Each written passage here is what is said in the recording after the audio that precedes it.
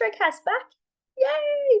Doing another video today. It's a cold, wet, miserable day, and I thought I'm having a nice, relaxing day in bed, so I might as well use the most of this time. And I thought, you know what? Let's just get a video done. Let's have a look at Marilyn Monroe's chart. So that's what we're going to do today for our celebrity series.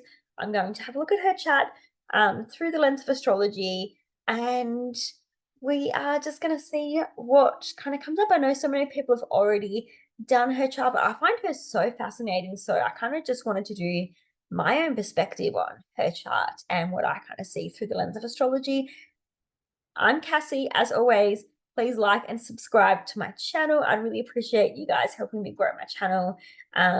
It's a really great energy exchange. All you have to do is like and subscribe so you don't miss anything on my channel.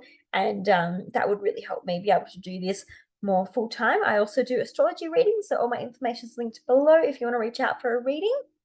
But with all that being said, let's jump into having a look at Marilyn Monroe's chart together. So right off the bat, we know that she is a Leo rising with Neptune so close to that ascendant. That is fame, iconic Hollywood glamour, just royalty. I love seeing that. That's like absolutely amazing. She also has her sun in Gemini, conjunct Mercury. She has her moon in Aquarius, not too far away from Jupiter. She has Uranus and Mars in Pisces, again, not too far away from each other. And she's got a Venus and Chiron conjunct in Aries. She has a Taurus in Midheaven. She has Saturn in Scorpio. And she has Pluto almost conjunct her North Node in Cancer in the 12th house. So there's a lot going on here. Now, one thing I will say is that pretty much all the planets, apart from Saturn, are pretty much in the top half of her chart. That tells me that this person is going to be very public, very well known. A lot of their personal life is going to be hugely public. So if someone has a lot of planets in the last, like the bottom half of their chart, they're usually a pretty private person. Maybe they enjoy staying at home. They are very quiet and introverted. Yeah, like a lot of their life is very private. If they have a lot of planets in the upper half of their chart, they could be more extroverted. They're definitely prone to being more public and more well known. So that's just something to kind of keep in mind as well. So let's just go back to that Leo ascendant. So like with that Leo energy, they just attract attention. Leos have a really bright sparkle and shine. Like Leo's ruled by the sun. They shine so bright. They get noticed. They get admiration. They're also they're the performers. They're the actresses, the singers, the performers. They get attention. They get applause. They just get noticed. And Leo is also linked to the lion. It's linked to the royalty. It's very glitzy, very glamorous, and very beautiful, very romantic, very kind-hearted. And it can be really fun and playful too, that Leo energy, very flirty, very creative. So it is a fire sign as well. Leo is a fire sign. So it's fixed fire. So that's all really important to keep in mind when we're talking about her personality, because there's a huge part of her that is so fiery, so creative, so fun, and like playful and loving. And I feel like you really do get to see a lot of that of her personality through her movies and the things that she's created, and just the way she was with fans on the streets. Like she had that very fun, youthful, playful energy. And I think that comes down to that mixture of that Leo and Gemini energy, very youthful and very fun and very curious and playful and flirty.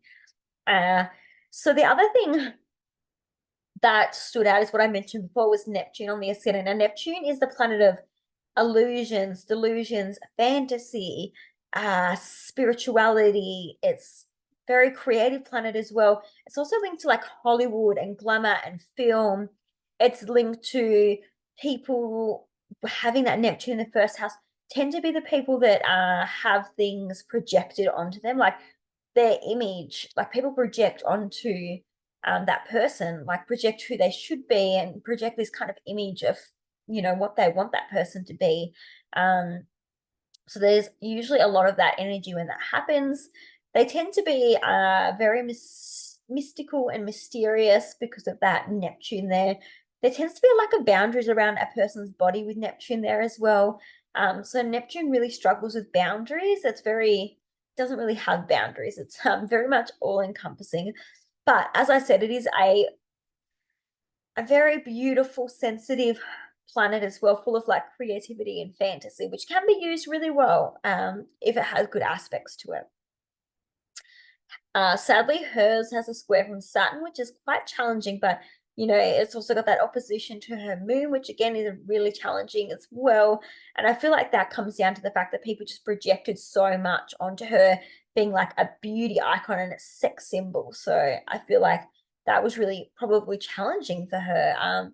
Her sense of identity and people not really seeing the real her. It was almost like she was, you know, like with that Leo energy and Neptune there, it's almost like someone dressing up, putting on a mask, like putting on a show, putting on like when you go to a play and they're like dressing up and they're in all these costumes and stuff, like that's that Neptune Leo energy. People didn't really see the real her and they didn't want to see the real her. They just seen what they wanted to see. And that was a sex symbol. So I found that very interesting looking at her chart, that stood out so much. There's so much to unpack in this chart. I really hope I can make use of like the time that I've got and go through everything really well for you. Her Mercury and the Sun being conjunct in Gemini is like quite an intellectual, smart placement. It means that she kind of she the way she shine, like her shine and her sparkle all come down to her communication and how she spoke to people and how she thought about things. Like very intellectual, very smart person, very adaptable as well. And I think like people really underestimated actually how smart she was with that Aquarius moon and that Mercury in rulership in Gemini and her sun in Gemini. She was a chatterbox. She was very, very chatty, very curious, very funny, very intellectual. She thought a lot and was really smart, a lot smarter than people gave her credit for. The sun is what people notice about you. It's how you shine. It's a part of your ego, your identity, your life force. So with her sun being in Gemini, communication and her thoughts and intellect was something that was so important to her. Writing could have been something that was really important to her. She probably really enjoyed you know, writing of some sort, whether it was notes, letters, books, anything that was kind of like similar to our social media. I guess obviously she's in a different time when the internet, social media wasn't really a big thing, but you know, like newspapers, tabloids, she probably really liked being in them and probably liked reading them and writing and all those sorts of things. So I found that super interesting there. Her sun and moon, sorry, her sun and Mercury in Gemini, they're also in the 11th house. Now, the 11th house links to friendships and the groups that you're a part of. So I feel like she had a very social life. I feel like she had a lot of acquaintances, a lot of friends. She was very social, very much the life of the party with that Leo energy and Gemini ruling the 11th house with her Mercury and Sun there. She was very, very social. Good, like good in parties, good with people, very charming.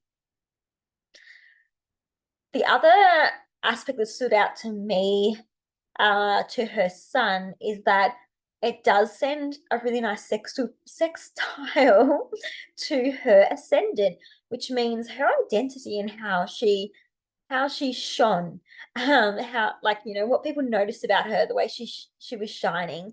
Um, it's sextile to her ascendant. Sextiles opportunities and support, which means that her sun and the way she communicated within her friendship groups and you know within the community really you know did well because of who she was as a person, that Leo energy and that sun there. Like it just was a really beautiful aspect to have there where their planets are getting on really well.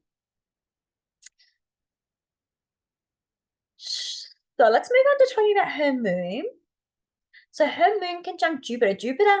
Anything that Jupiter touches, it expands, it grows, it brings a bit of like wisdom, a bit of that Pisces energy as well, because typically in traditional astrology, Jupiter rules Pisces. Again, that's traditional astrology. We do have modern planets as well, like Neptune that rules Pisces, but traditional astrology, Jupiter actually rules Pisces. So that kind of also brings some of that kind of fantasy and illusion and spirituality and that sensitive side to her moon. And it also expands her moon and grows it. It also adds a little bit of that Sagittarius energy to her moon as well, because Jupiter again rules Sagittarius, and Sagittarius is all about freedom and culture, and it's very wise as well. And that is conjunct her Aquarius moon. So that just shows that she had really big emotions, like big emotions with that moon there. And square Saturn, it's almost like Saturn was trying to restrict her emotions while that Jupiter is right there on her emotions, expanding them. So there was a lot of repressed emotions, especially from her family trauma with her mum. That's Saturn in Scorpio in the fourth house of home and family. There was a lot of trauma, especially around her mum and also her father. A lot of wounds and a lot of repressed trauma and emotions there that was really challenging for her. But then she had Jupiter trying to expand her emotions and trying to grow them. That must have been such a challenging aspect for her to have and to have to like live with. Um, excuse me. I can imagine that that could have felt like expansion, restriction, like always struggling with those aspects there. She did have a nice aspect from her Chiron and Venus through to that Jupiter, though. So there is a bit of a sextile from that Chiron and Venus in Aries. So Chiron being the wounded healer, Venus being all about love, romance, beauty, pleasures, money, all that sort of stuff. And that's sextile again, sextile's opportunities and support, a supportive aspect. So her beauty, her money, her values, her relationships, and her wounds send a supportive aspect to her moon and to her Jupiter, more so her Jupiter, but her moon a little bit as well. So that's really nice to see. That's like a nice aspect that really supported her moon there. And it's actually not too far away from her MC as well, those planets. So I guess that's a part to do with her public image and her career reputation, her legacy. I guess the other thing I will say is that an Aquarius moon, they can be quite detached. They can come across as quite emotionless. However, it's not that they're emotionless. They just kind of see things big, like big picture. They're very intellectual. So their emotions, they think through their emotions. They're just very intellectual with how they think about things. Like, I don't know, it's like they don't worry so much about the small little details, and they don't get too caught up in like, getting really upset and, you know, caught up in the mundane things that can be quite stressful. They just kind of look at the bigger picture, and like they're really smart at seeing the whole picture and finding solutions, and they're very intellectual. So their emotions are very much linked to that. It also shows that they find a lot of emotional security through those Aquarius themes. So being a bit rebellious, a bit quirky, thinking outside the box, kind of believing in things like aliens and all that kind of stuff, like being really authentic. Like that's that Aquarius energy. It's all about your friendships and the groups that you're a part of, and being a little bit different and a bit of a rebel. So that's where she found emotional security. And it is in her seventh house. So again, relationships and partners. She found a lot of security having a partner and being in a relationship. But she would have found herself in, I guess, very out of the box type relationships, like not the conventional relationships. Like her romantic relationships and marriages would have been definitely not the norm, like definitely very different to the traditional relationships and situations. They wouldn't have been very typical at all. And Aquarius energy shows like a lot of changes, and it also shows like a friendship. Like Aquarius energy to me on the seventh house shows that there is a deep need for a friendship foundation before there is anything romantic or before there's a marriage. So I just thought that that was super interesting, and having her moon there as well shows like emotional dependence on relationships and a need to be in a relationship for emotional security. I guess the next thing I'll talk about is that Mars and Uranus, I guess, in Pisces in her eighth house. So Mars can be the phallus. Mars is your action. It's, your passion, your drive, your motivations, what you're fighting for and fighting with. So wherever that is in your chart, in your natal chart, shows where in life you're going to put a lot of your attention and your energy. And hers is in the eighth house of SEX, DEATH, rebirth, transformation, secrets. It's all about intimacy, other people's money. It can link into occult practices as well. Pisces is a very spiritual, basically sensitive zodiac sign as well. So that is a very interesting Mars. It's a very watery, sensitive, fantasy-based Mars. That to me shows a lot of challenges with sex and men and the phallus. Because Pisces energy doesn't have any boundaries, and it can show fantasy and delusions and getting caught up in things where, you kind of got those rose-colored glasses when it comes to relationships and men. And it's in the eighth house that's literally of sex and intimacy, deep bonds. So there can be some hard lessons to kind of learn there with men. There are trines to that Mars, which kind of make it a little bit more beneficial. So there is a trine from Saturn in the fourth house of home and family. Now, Saturn is responsibilities, it's maturity, it's hard work, restrictions, limitations. Trines, though, show that the planets are getting along. It's a harmonious aspect between the planets, which means the energy can flow so easy. Sorry. It shows that energy can flow so easy and that they can really help each other.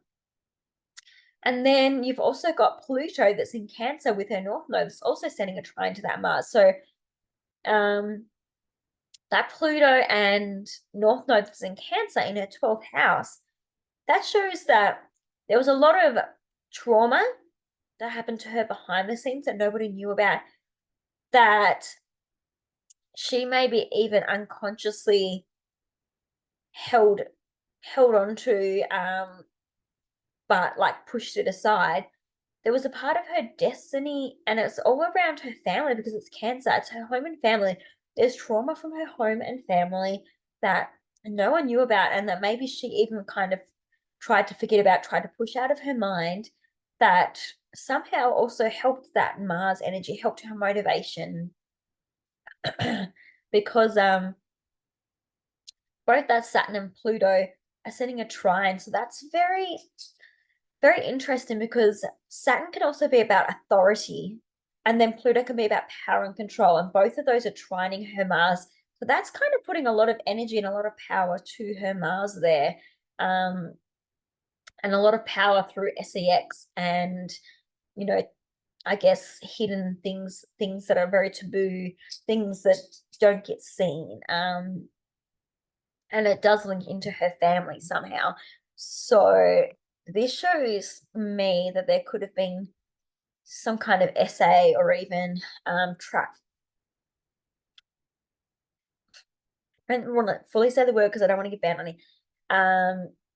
Yeah, I guess you guys know what I'm trying to say.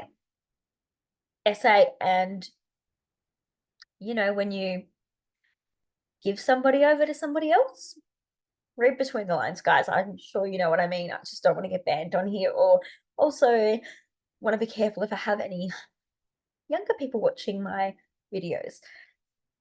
But that Pluto in the 12th house and that Mars in the 8th house is a bit concerning. Even though there are some helpful aspects, like those aspects from Pluto and Saturn to that Mars are they're trying so that they show that there's, free flow of the energy, harmonious aspects. That doesn't always mean things are like good as such. Sometimes in the end, like, it can work out to be a good thing, but like at the start, it can be, you know, quite challenging sometimes, even with the trine aspect. Like there can be still some challenges and troubles there. So moving on from that, I guess we move to her Venus in Aries and that Chiron in Aries. So Venus is conjunct Chiron, so that shows that there's a lot of wounds and a lot of healing that's needed around her romance, her relationships, her love, money, what she values, because it's conjunct the wounded healer Chiron. The other thing I will say is that Venus being in Aries, it is a bit of a challenging placement for Venus because it's technically in full because it's opposite Libra. Libra is one of the signs that Venus rules. And so when a planet is opposite in the opposite zodiac sign, which is Aries in this case, it's classified as being in full, which means the planet can't do what it's supposed to do as easily. It can't be the best version of itself. It can't use its energy the way it would like to as easily as what it should be able to. It really kind of struggles because it's in the house of Mars. And that is very, very different to the houses that Venus rules and that they're used to being in. Aries is a fire sign. It's very masculine, very fiery. It's about conflict and competition. It's about the chase. It's about being brave and being a hero. You know, it's very quick and it can be very impulsive. It can be a bit reckless. It can be, um, yeah, just it's very like fast. And in relationships, when you've got that Venus there, it kind of just shows that you like to be chased or you like to chase other people. But, you know, it kind of fizzles out and can get kind of boring quite quickly if there aren't other positive aspects going on there. It can show, you know, just being very impulsive in relationships and kind of chasing people around. So it can be a really challenging place to have Venus because Venus typically likes to be in like Libra, which is an air sign, or in Taurus, which is like an earth sign. And here in a fire sign, it's making this Venus very passionate, but in a very masculine way, which, you know, Venus likes to be like the passive, you know, more beautiful side of things. So Venus is about love and romance and peace and harmony and, you know, what we value and attraction, right? And Mars is about the sex and that passion and the drive and the chasing. So it's very confusing for Venus when she's in that sign.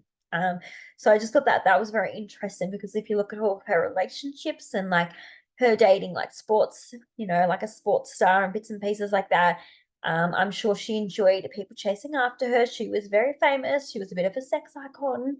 Um, and I think that all comes down to that Venus placement there. Very interesting. The other thing I found interesting as well is that her midheaven, her MC, the 10th house, the highest point of her chart, is in Taurus. And it's not too far away from her Chiron and Venus there in Aries. And obviously that Venus in Aries rules that Taurus midheaven. And I guess like if you look back at like her career and reputation, so much of it, you know, did picture her as that very Taurian type of energy. Like I'm, you know, going back to when she sang like, you know, happy birthday, um, Mr. President. And when she did like her iconic like pink dress moment, very, very Taurian, very feminine. So I definitely think she did have the public and the reputation and the career of being very, very feminine and very Taurian, very luxurious. However, because the ruler of that MC is in Aries, that kind of was where that sex symbol type of energy comes from. And like, you know, that fiery sexy side of things, because yeah, that's like it's already pretty much conjunct her MC, but it's in Aries. So it's an outer sign conjunction. So it brings a bit of that Aries kind of sexy kind of flavor to it. I don't know. I hope that makes sense on like how I'm trying to explain it. But I mean, it all makes sense in my head, but I know when I'm trying to explain it to other people, it might not make a lot of sense. But that's kind of what I see because everyone's seen her as, you know, very, very feminine, but like very sexy as well. So I thought that was really interesting. Um, I mean, there's a lot I could say about that Uranus and that Mars in Pisces, and a lot more I could say about that North Node and that Pluto in Cancer in a 12th house. Those big placements with the 8th house and 12th house, I mean, that just screams a lot of trauma to me. And I'm not going to go into it any further than that because I have to be careful of what I say on here. And yeah, I have to be mindful of who's watching this stuff as well. But I'm sure if you know anything about her, you do know a lot about the essay and a lot about the rumors of her with JFK and, you know, I guess like everyone kind of, you know, said that, you know, Marilyn kind of got around and those sorts of things. Um, I can definitely see that, yeah, I mean, there's a lot of trauma there for her. And I don't think